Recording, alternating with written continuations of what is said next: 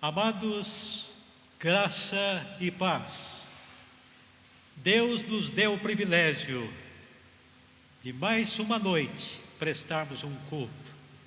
Culto que é exclusivamente ao nosso Deus, ao nosso Pai, ao nosso Criador.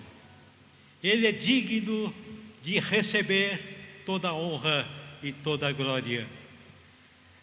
Há um salmo, o Salmo 117, ele tem apenas 2 versículos e fala justamente sobre louvai ao Senhor.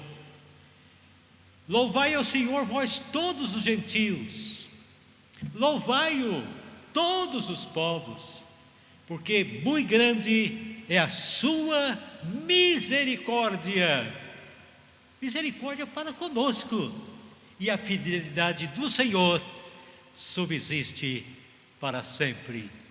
E ele encerra dizendo, aleluia. Nós estamos reunidos.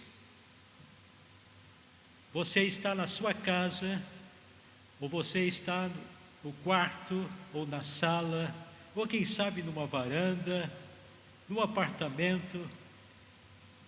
Você tem a oportunidade de louvar este Senhor. Louvai ao Senhor, vós todos. Ele é digno.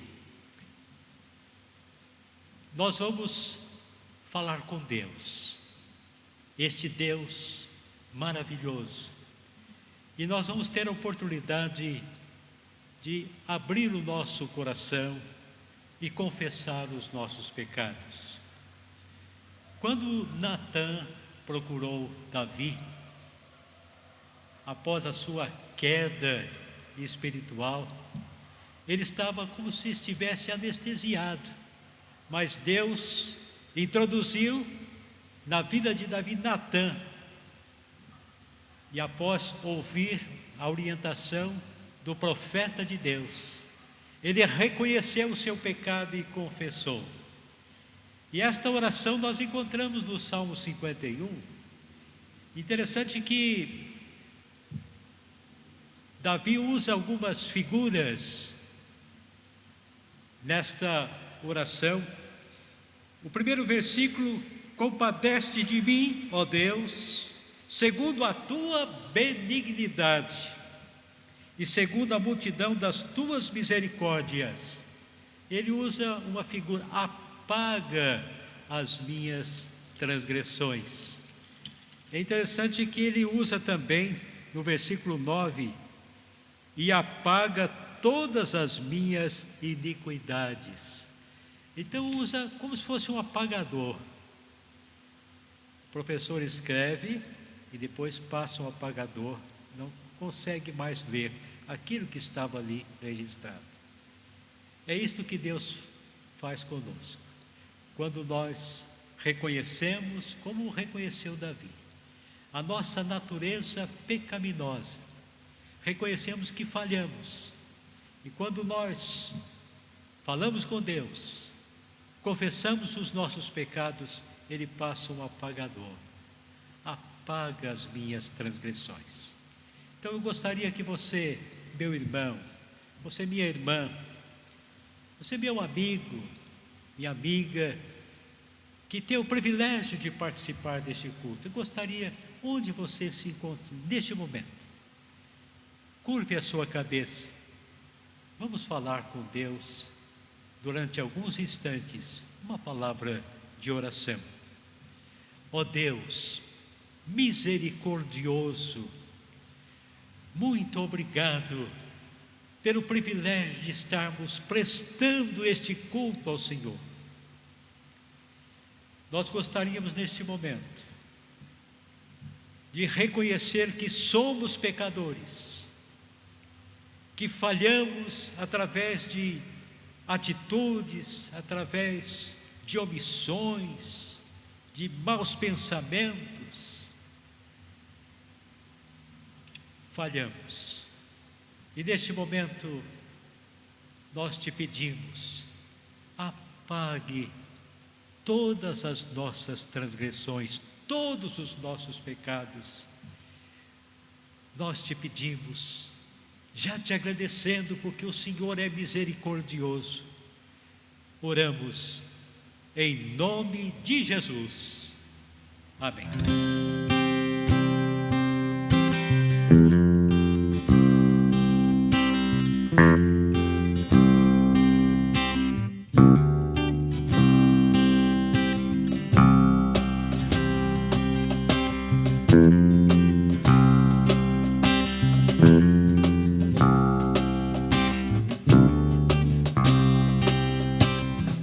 Confesso a ti, Senhor, que fraco eu sou, tão fraco eu sou, mas forte tu és. Eu venho a ti, Senhor, sem nada pra dar, só quero pedir, vem e ajuda-me, ó Deus. Confesso a ti, Senhor, que fraco eu sou, tão fraco eu sou, mas forte tu és.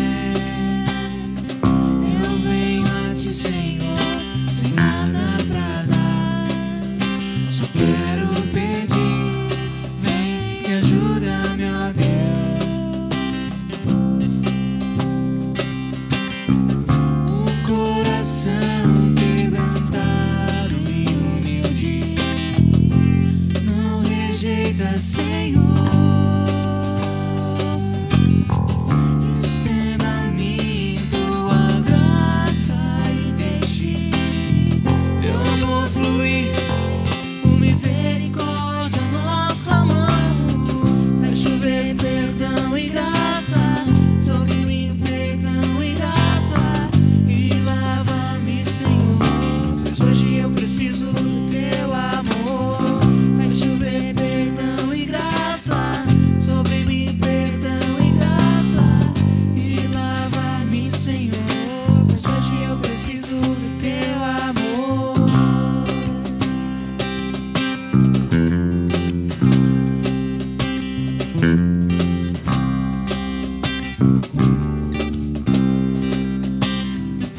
Confesso a ti, Senhor, que fraco eu sou, tão fraco eu sou, mas forte tu és.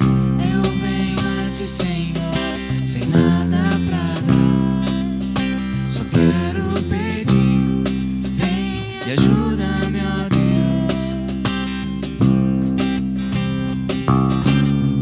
Um coração quebrantado e humilde não rejeita, Senhor. Estenda a mim tua graça e deixe teu amor fluir. Por misericórdia nós clamamos, faz chover perdão e graça sobre mim, perdão e graça, e lava-me, Senhor, pois hoje eu preciso do teu amor.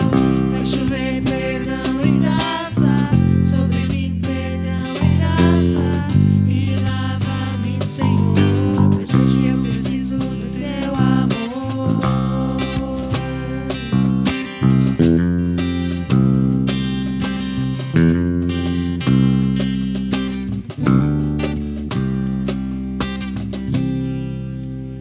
Boa noite, irmãos. Esse é o momento do culto em que nós nos colocamos novamente na presença de Deus e falamos com Ele um pouquinho. Mas antes disso, eu gostaria de compartilhar com os irmãos um texto. Abram suas Bíblias aí, quem tiver a Bíblia, no livro de Isaías, livro do profeta Isaías, no capítulo 26, Isaías 26. Eu vou ler com vocês o versículo 3 e 4. Peguei aqui na Nova Versão Internacional, mas os irmãos podem acompanhar nas versões que vocês tiverem aí em mãos. Vamos lá? Isaías 26, 3 e 4. O Senhor guardará em perfeita paz aquele cujo propósito está firme, porque nele confia. Confiem para sempre no Senhor, pois o Senhor, somente o Senhor, é a rocha eterna. Nós nos cansamos de falar que esse é um tempo difícil, um tempo de aflições, de ansiedades, mas nós temos um Deus que nos mantém em perfeita paz, que nos mantém sobre uma rocha eterna, que não se movimenta, que não se abala, que nada pode modificar as coisas que estão assentadas sobre o Senhor. Então, meus irmãos, confiem nele, tenham paz nos seus corações. Eu tenho pensado muito nesses tempos sobre aquela passagem na última praga do Egito, onde o Senhor deu uma ordem a Moisés que marcasse os umbrais das portas com o sangue do cordeiro, para que o anjo da morte, quando passasse, não passasse por aquela casa.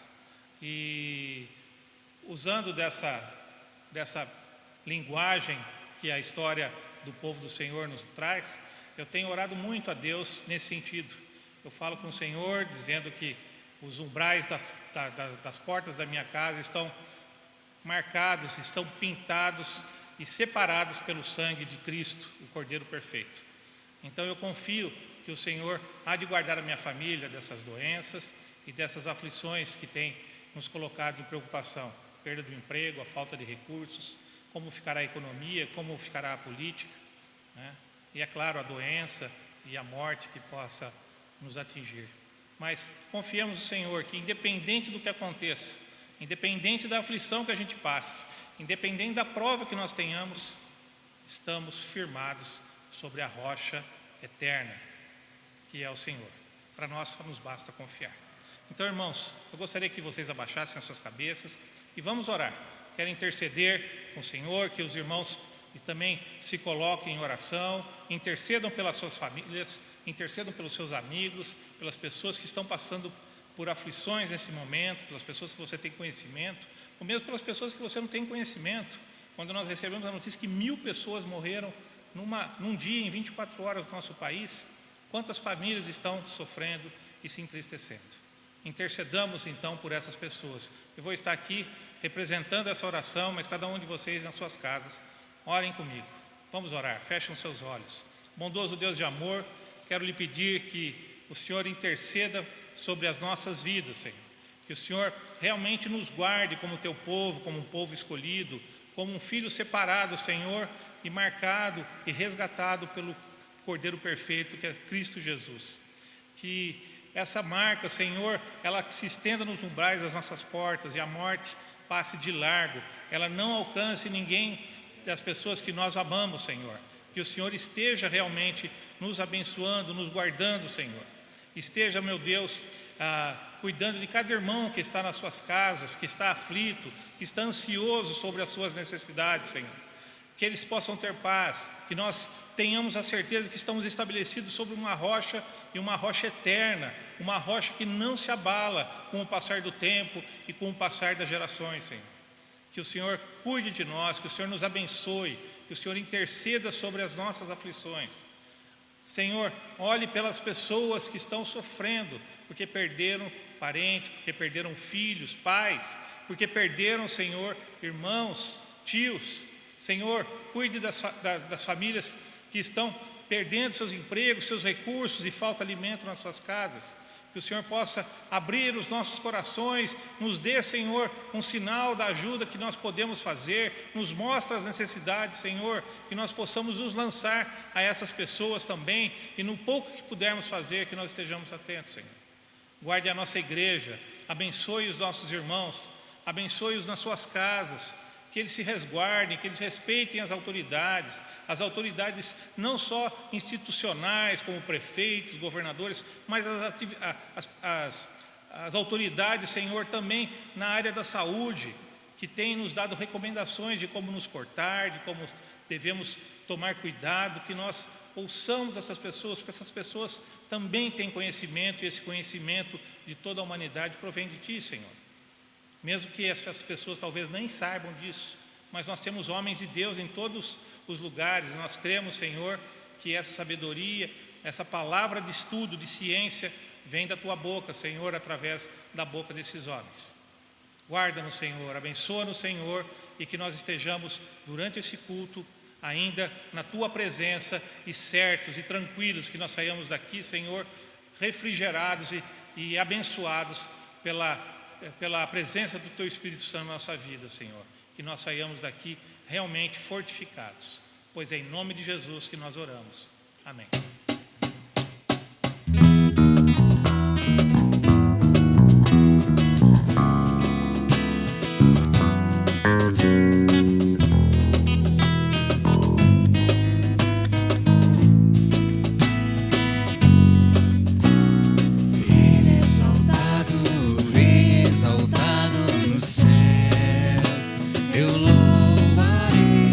Ele exaltado, pra sempre exaltado.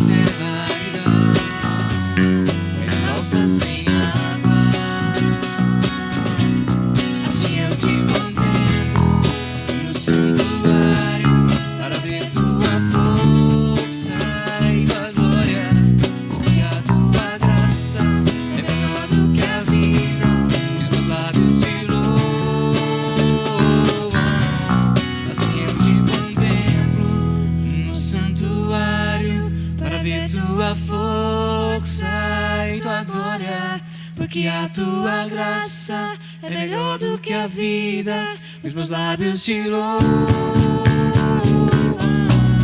Assim eu te contemplo no santuário para ver tua força e tua glória. Porque a tua graça é melhor do que a vida. Os meus lábios te louvam. Os meus lábios te louvam.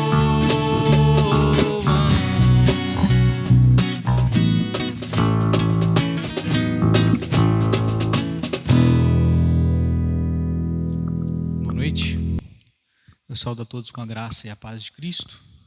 Quero meditar com vocês nessa noite na narrativa de Gênesis, que se encontra no capítulo de número 38. Então eu medito com você no livro de Gênesis, o capítulo de número 38. Eu vou fazer uma coisa diferente hoje, porque eu não vou ler necessariamente o texto, mas você pode me acompanhar aí na sua Bíblia, a história narrativa que está no capítulo 38 de Gênesis.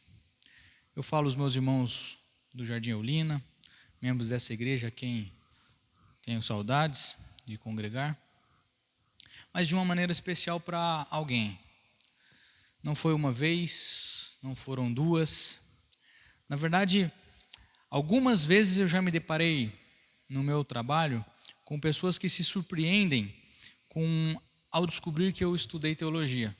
E depois disso, na sequência, eu sou bombardeado por uma enxurrada de indagações e questionamentos acerca de Deus. Isso me fez perceber duas coisas. A primeira é que na prática do evangelismo, não preciso sair por aí procurando muito para encontrar pessoas que estão sedentas e dispostas a conhecer o verdadeiro evangelho e ouvir acerca das verdades do nosso Deus. E a segunda coisa, eu percebi que muitos reconhecem que Deus é o santo que criou o universo e é o mesmo que é soberano sobre eles. Muitas pessoas que ouvem estas palavras sabem que se existe alguma esperança na vida, seja ela a vida após a morte, essa esperança está no nosso Deus. Se existe uma maneira de transformar de maneira radical e revolucionária as suas vidas, é por meio de Deus. Mas o que eu percebo? Que estas pessoas se sentem de alguma maneira indignas de merecer a benevolência de Deus.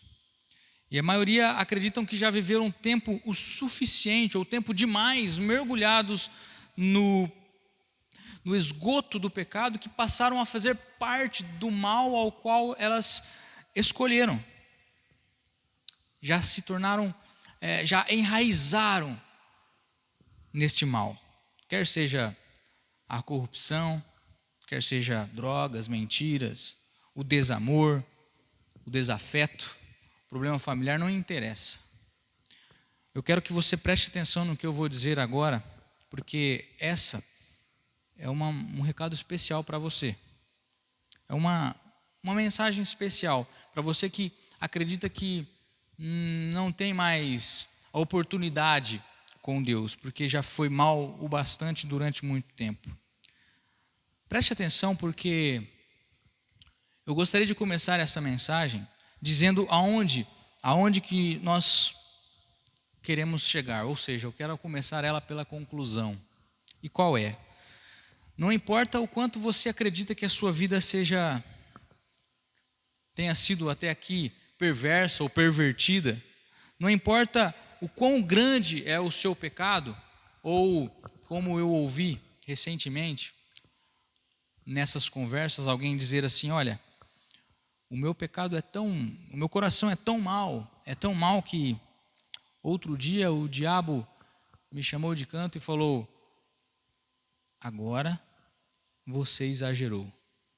É impressionante como nós buscamos imaginar o quão mal é o nosso coração, o quão mal o homem possa ser a ponto de não ser Deus capaz de perdoá-lo. Mas eu quero dizer uma coisa: a graça de Deus é muito maior do que o seu maior pecado. Não importa qual é o seu pecado, não importa qual é o seu mal, a graça de Deus é muito, muito maior do que isso. E quanto aos religiosos que têm dificuldade em entender esta graça, que, como diria Brennan Manning, é uma graça extravagante, eu recomendo que aceite, mesmo que ela não faça sentido. Então eu gostaria, antes de começar essa narrativa, a orar com você. Senhor, nosso Deus, nosso Pai, nós somos gratos porque homens inspiraram a sua palavra para que hoje nós pudéssemos se assentar em volta de uma mesa e falar sobre ela, comentar sobre as suas escrituras de maneira inspiradora, ó Pai. O desejo do nosso coração é que ela se torne prática na vida de cada um de nós. Nos ajude quanto a isso, em nome de Jesus. Muito bem. Narrativa de Gênesis, o capítulo de número 38, a qual passo a narrar a vocês, se você quiser acompanhar aí, já falei. O título é Judá e Tamar. Mas antes, todos conhecem aquela famosa história de José do Egito. Talvez aí top 10, o meu inglês não é um dos melhores, mas vamos lá. As 10 mais das histórias bíblicas. José talvez esteja ali juntamente palho duro com Davi e Golias. Com certeza você já deve ter ao menos ouvido falar da história de José do Egito. É uma história interessante de um jovem que deixa o seio da família do seu pai para ser de escravo dos ismaelitas e no final se torna então o segundo homem na dinastia do Império Egípcio. Mas o que é interessante é que nessa narrativa que começa ali por volta do capítulo de número 37 de Gênesis, o narrador está contando essa história, que é uma das grandes histórias da Escritura, falando acerca de José, mas de repente ele vem dizendo e diz assim, espera um pouco. Aqui nesse capítulo eu quero falar de uma outra pessoa. Alguém que parece não tão sensacional, alguém que parece até irrelevante para a história, mas não se engane. Uma das pessoas principais na história da salvação. Eu estou falando de Judá. O narrador passa a falar de José. José desperta o ódio dos seus irmãos. Por quê? Porque Deus tinha dado um dom para José. Qual era o dom? José interpretava sonhos. Mas certa vez José teve um sonho, ou melhor, 2 sonhos, narra o texto bíblico. Esses 2 sonhos, para um intérprete de sonhos, era como se fosse um sonho autointerpretativo. Qualquer pessoa, mesmo que não tivesse o dom de interpretar os sonhos, conseguia entender o que José sonhara. O primeiro sonho ele chega dizendo aos seus irmãos e ao seu pai: Pai, eu sonhei esta noite que eu estava amarrando feixes de trigo no campo, quando de repente o meu feixe se levantou e se pôs de pé, ao passo que os outros 11 feixes, lembrando que José tinha 11 irmãos, os outros 11 feixes se curvaram diante do meu feixe. Isso gerou, de certa forma, um certo desconforto e aumentou aquele ódio que os irmãos tinham desse filho predileto. Mas não parou por aí, porque José teve um segundo sonho e disse a José, ao seu pai Jacó: Pai, tive um sonho, e dessa vez o sol, a lua e 11 estrelas se curvavam diante de mim. Ele foi repreendido pelo próprio pai. Acaso serei eu e sua mãe e seus irmãos governados por ti? Não tiro a razão desse sentimento dos irmãos de José e da repreensão do seu pai. Porque se você continuar lendo o texto bíblico, você vai perceber que lá na frente, José tem o seu pai e os seus irmãos curvados diante de ti, porque ele se tornou então governador do Egito.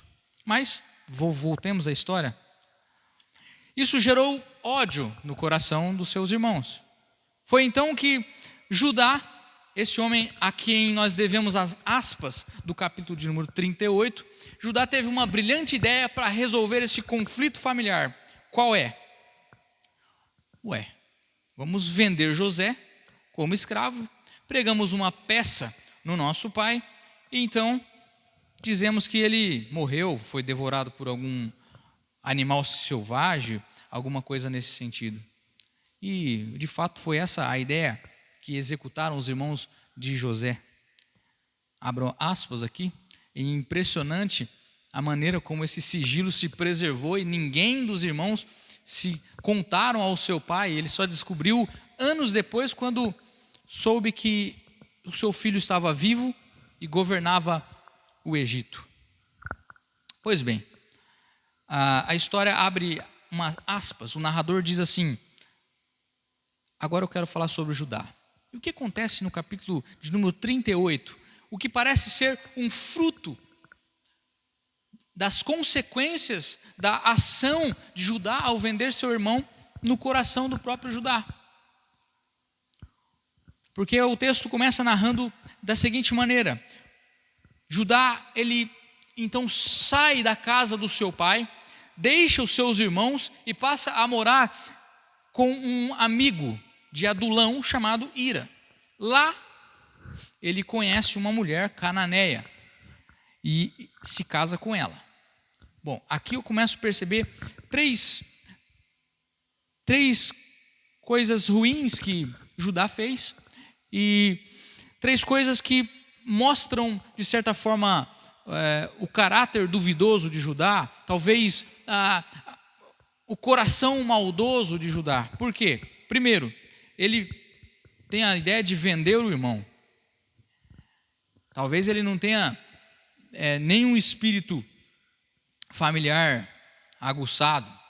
Ele tem a ideia de vender o seu próprio irmão e mentir para o seu pai, causando uma cisão no seu coração. Porque Jacó ficou extremamente entristecido e diz o texto que ele começou a chorar e se negou a ser consolado, dizendo que chorando ele desceria à sepultura juntamente com seu filho. Porque José era o filho da mulher a que ele mais amava. Lembrando que Jacó tinha 4 mulheres, mas Raquel era a mulher a quem ele amava, e José era o primogênito dela. O segundo, Judá sai da casa do pai. Ele abandona os seus irmãos. Talvez porque ele não conseguia mais viver com aquela situação. Não sei se culpa, não sei qual era o sentimento de Judá, mas ele deixa a casa do seu pai e vai morar com um homem de Adulão, chamado Ira. E o terceiro ponto, ele casa-se com uma mulher de outros costumes. Ela era filha de Suá. O texto não menciona o nome dela, mas alguns estudiosos dizem que possa ser Batsuá. E essa mulher era uma mulher cananeia. E aqui uma lição para nós. Se você acha que dá certo essa história de você se casar com uma mulher de um povo distinto, aqui a gente fala povo, não tem nada a ver com um brasileiro que casou com uma japonesa, ou um italiano, enfim, não é questão de nacionalidade, mas uma questão muito maior, que é uma questão de princípios. Se você acha que não dá errado um casamento que une duas pessoas que servem a deuses diferentes, você está enganado. Porque como pode o marido cultuar ao Senhor, Criador de todas as coisas, e acreditar nas coisas que concernentes à palavra de Deus, as quais nós estudamos, e a mulher ir tocar tambor num terreiro? Sábio é aquele que entende que o casamento não se escolhe apenas pelos predicados físicos, pela beleza, pela aparência, pela forma como vocês dois vão ficar na fotografia, mas se juntar a uma mulher ou se juntar a um homem que tem como princípio básico servir a esse Deus único e verdadeiro, talvez é um segredo. Talvez seja o motivo de que muitos casamentos estão caminhando para a falência. A divergência, não de povos, como diz o texto, ele sai e encontra uma cananeia que tinha outros princípios, talvez Batsuá. O texto continua, a narrativa, eu quero continuar com você, dizendo que a filha de Suá teve 3 filhos, Onã e Selá. Chegada à maturidade, ou seja, o filho mais velho de Judá, Judá vai atrás de uma mulher para se casar com ele. Essa mulher chamada Tamar, que dá título a esta história, Judá e Tamar. Tamar era a esposa do filho de Judá, Mas a Bíblia diz pouco sobre diz apenas que ele era perverso de coração e que por conta disso Deus o matou. Bom, seguindo a história, existia uma lei chamada a lei do levirato, que aqui talvez seja só um costume, porque estamos na Gênesis das Escrituras. Segundo esse costume, que se tornou a lei do levirato, o cunhado, ou seja, o irmão do falecido, teria que assumir a viúva, e o filho mais velho desse relacionamento não seria considerado filho do pai biológico, mas filho do decujus, ou do falecido, e para que o seu nome não fosse esquecido da terra. Então esse não seria herdeiro do seu pai natural, mas do seu pai falecido. Onã então toma Tamar como esposa, e como ele não gostava nem um pouco dessa ideia, eu vou ter um filho, o meu filho não vai ser meu filho vai ser filho do meu irmão que já morreu. Ele não queria honrar o seu irmão, então quando ele cumpria com as suas obrigações de marido para com Tamar, ele deixava a sua semente cair na terra, o que acabou lhe custando também a vida, porque Deus não se agradou dessa atitude desonrosa, essa atitude antifamiliar, que fugia aos princípios e às tradições deste povo, dessa cultura. Então, Onã também morre pela maldade do seu coração. Então resta Selá. Lembra que Judá tinha 3 filhos, Onã e Selá. Selá, Abraão já tinha ficado com medo de perder o seu terceiro filho, porque Tamar tinha se tornado uma viúva negra, desfrutando agora da sua segunda viuvez. Então ele inventa uma desculpa qualquer e diz assim: olha só, meu filho Selá é muito moço, é muito novo, vai para a casa do teu pai, fica lá com a sua viuvez, desfrutando da sua viuvez, lá põe uma roupa preta, fica lá com o seu pai, e quando o meu filho tiver mais moço, aí sim eu pego e levo ele, ou trago você até ele, e ele vai te assumir como esposa. Mas isso foi, vamos dizer assim, aquela desculpa que Judá encontrou porque ele tinha medo de perder também o seu filho mais novo, o seu filho caçula. O que acontece na narrativa então? O tempo passa, o menino cresceu, a mulher de Judá faleceu, e Tamar agora está esquecida na casa de seu pai, ainda vivendo o luto dos seus 2 anteriores maridos.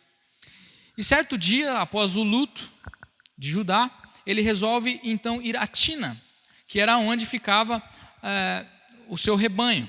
Podemos dizer aqui que ele foi a Tina gerenciar a sua fazenda de ovinos. Evidente que ele seguiu no comércio, nos negócios, o caminho do pai, que também tinham essa prática de rebanho. Então Tamar ficou sabendo dessa ida a Tina, e essa região era próximo da onde ela estava, na casa do seu pai. Então ela tirou as suas vestes de viúva, colocou um véu e foi à beira do caminho esperar o seu sogro para passar. Nós temos menções na Bíblia de que o véu representa um sinal de respeito. A mulher, por exemplo, usa o véu para simbolizar a sua submissão ao seu marido. Não hoje, nesse tempo, nesse momento em que nós estamos narrando aqui. Até Paulo fala sobre o véu em Coríntios, dizendo que a mulher tem que cobrir-se com véu, enfim. Mas nessa época, as prostitutas também usavam véu para não serem identificadas. Então ela se põe de véu à beira do caminho. Sabe-se lá a intenção desta mulher? Mas quando Judá passa no caminho e vê aquela mulher de véu, velada, ele a deseja e faz uma proposta para ela de prostituição. Ela diz então assim: mas o que você vai me dar para que eu me deite com você? Ele diz, eu vou mandar um cabrito do meu rebanho. Aí eu quero um ponto interessante, que é com relação à prostituição cultural. Cultual, aliás. Por que prostituição cultural? Porque existia uma diferença entre a prostituição, que é a mera barganha de sexo por dinheiro, e a prostituição cultural, que era como se fosse um culto a uma entidade do prazer.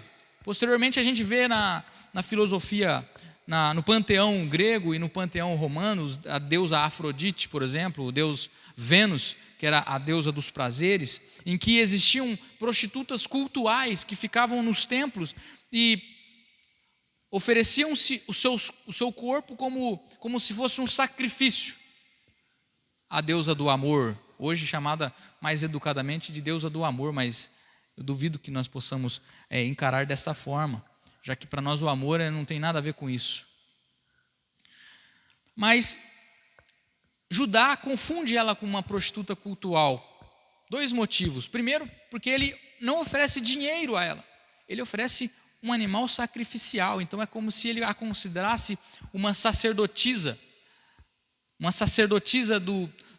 dos templos de prostituição. Então é muito mais grave do que uma simples prostituição, porque Judá, ele está idolatrando, ele está abandonando, assim como ele já abandonou há muito tempo as práticas e as promessas do Deus dos seus pais. Ele é neto de Abraão, filho de Jacó, a quem Deus prometeu que seria desse povo, desses homens que seriam o povo escolhido dele. Mas parece que Judá não se lembra mais disso. Parece que Judá não liga mais, ao ponto que ele entrega a ela, sem saber que ela era a sua nora, acreditando que ela fosse uma prostituta cultual. Ele entrega a sua identidade, porque ele não tinha ali um cabrito, mas ele disse que mandaria alguém trazê-lo. Então ela fala assim, mas o que você vai me trazer como penhor? Ele diz, eu te darei o meu sinete. Aliás, ela sugere que ele dê a ela o sinete, o cordão e o seu cajado. O sinete era como se fosse um carimbo que ele carregava no pescoço para selar os seus compromissos. Quando ele assinava algum documento, era como se fosse um carimbo que dizia, que dava a ele a identidade. Então o sinete identificava Judá e ele a entrega a uma prostituta. Aliás, para ele estava entregando a uma prostituta. O fato é que dessa união, Tamar engravidou e 3 meses depois ele fica sabendo que a sua nora está grávida, e então ele manda chamar ela para tirar ela para fora e queimar ela viva. Interessante que a lei de Moisés diz o seguinte, que a mulher adúltera ela tem que ser morta, sim, isso é verdade, porém ela tem que ser apedrejada. E quando ele dá a sentença para Tamar, ele está dizendo que ela seja queimada. Essa é uma sentença dada às filhas dos sacerdotes, aquelas que vêm de linhagem sacerdotal, o que dá uma sugestão aqui de que Tamar fosse filha de um sacerdote. Mas ela revela o sinete, o seu cajado, o seu cordão, e diz que o homem ao qual ela está esperando um filho é o que pertence a essas coisas. Então, Judá reconhece, dizendo que ela era mais justa do que ele, porque aquelas coisas eram pertences dele, de Judá.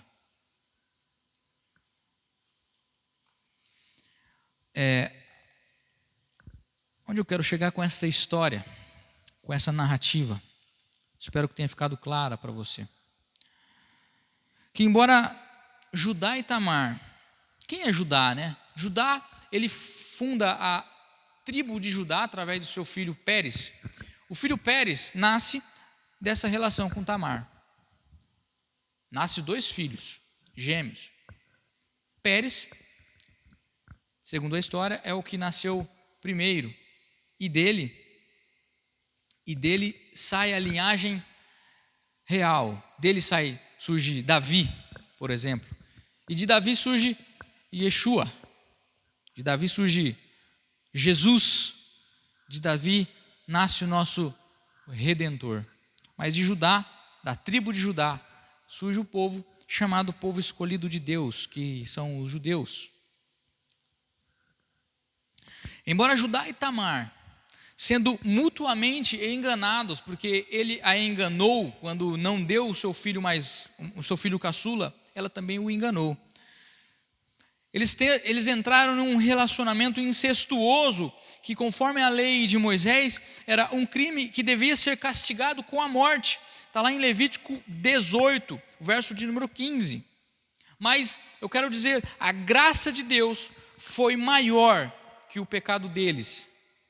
De modo que Pérez, fruto dessa união, se tornou parte da linhagem do Messias.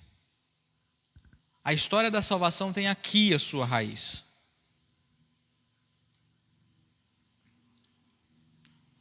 Judá é o homem que teve a brilhante ideia de vender o seu irmão como escravo, mostrando completa falta de princípio familiar. Ele abandona a casa de seu pai e os seus irmãos. Ele casa com uma mulher contra os costumes. Uma mulher fora dos seus. Ele não cumpre a lei do levirato, quando nega o filho Selá a Tamar. Ele se entrega a sua identidade a uma prostituta cultual, abandonando o Deus da promessa. Mas a partir de um homem torto, com uma índole retorcida, é que Deus faz nascer o povo a quem ele chamou de povo escolhido de Deus, o povo a quem ele entregou o seu filho. E por isso,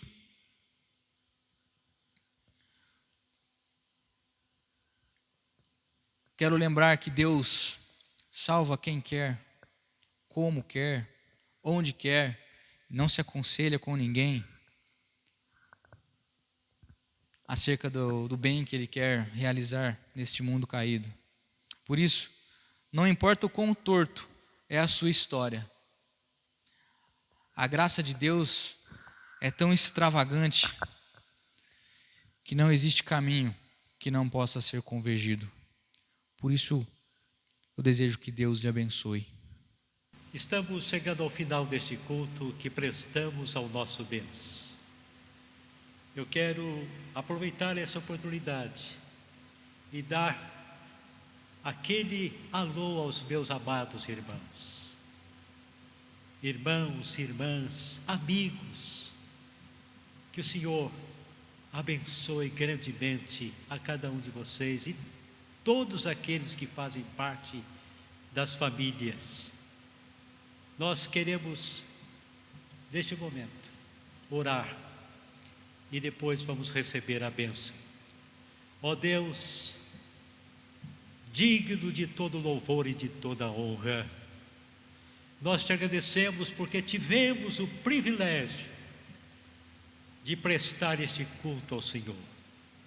Neste culto nós tivemos momentos de oração, de intercessão, momentos de louvor e momentos de edificação espiritual através da palavra. Ó Deus bendito, obrigado mais uma vez. Que o Senhor nos abençoe e nos guarde. Recebei a bênção.